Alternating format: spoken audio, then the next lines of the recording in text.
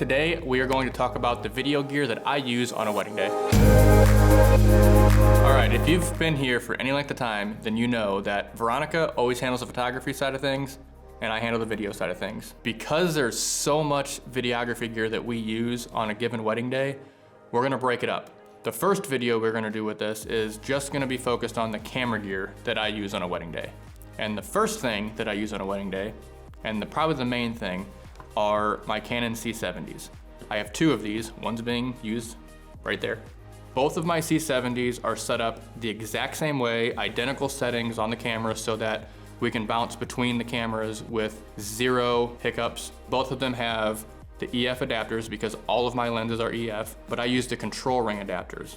And that has just one extra piece of functionality that I, for video, love having. And I have these set for white balance. I also have the Canon R7. I chose a Canon R7 because it's got the same size sensor as the C70s, so it just makes it seamless to work between lenses.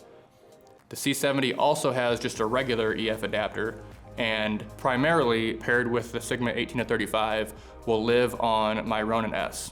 The other lens that is used primarily would be the Canon EF 50 1.2, and that is always on one of the C70s and is always used alongside the R7. So I get my tight shots with this and all my wide and medium shots with the gimbal on the R7.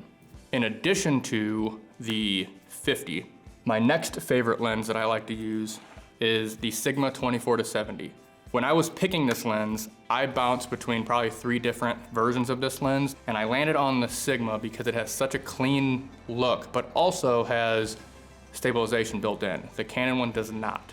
So I really like that, and with shooting handheld a lot of times, it really comes in handy with video. Primarily, this lens will be used for ceremony shots or my reaction angle for speeches, first dances. So it'll live on a tripod a lot of times, but if I'm using it in a ceremony, it'll probably be on my R7 that I use when I'm shooting down the aisle. My next lens that really is probably the least used in my kit is the Canon 24-105 f4. I don't love the lens, mainly because it only goes down to f4, but it does come in handy to give me that little extra reach on a ceremony if I need it and my other lenses aren't available. Speaking of those other lenses, I mentioned that if they're available. I say that because technically they're Veronica's photography lenses, but because we shoot Canon across the board, we can trade lenses often if we need to. So what I love using is the Canon 70-200 2.8. This is an amazing lens. It's stabilized and it has such an awesome reach, especially when you put it on the crop DGO sensor. I love using this lens when we have a ceremony that I need that extra reach and Veronica's not using it. I immediately grab this and use it. If Veronica's using this lens and I need this much reach, I also have an 80-200 made by Canon. That lens isn't really very well known, but it is actually the lens that predated the 70-200 that Canon came out with. You can usually find them for a pretty good price, and for video, if it's gonna be on a tripod, it works great.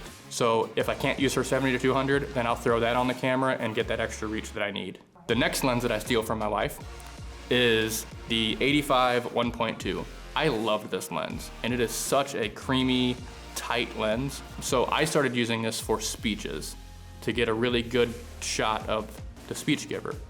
Veronica saw that.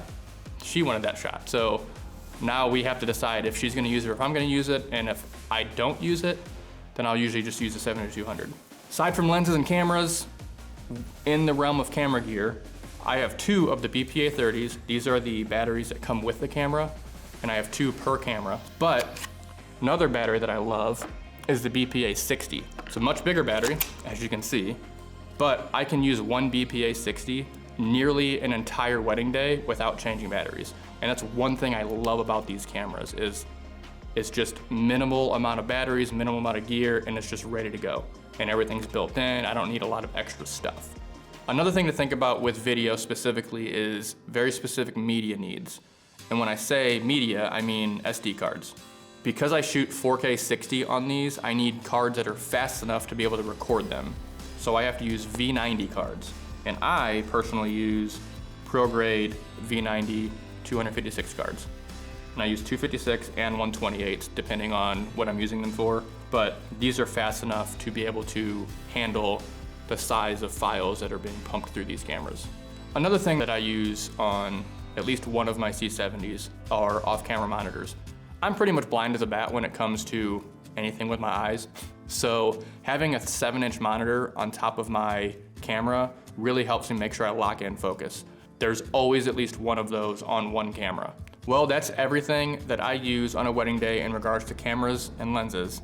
Everything that I've mentioned here will be listed in the description and linked in case you're interested. If you have any questions about settings that I have or anything like that, feel free to comment, ask below, and be on the lookout for the next videos where I go over lighting or audio gear that I use. All right, thanks for watching. Give us a nice thumbs up, subscribe if you don't, and we'll see you next time.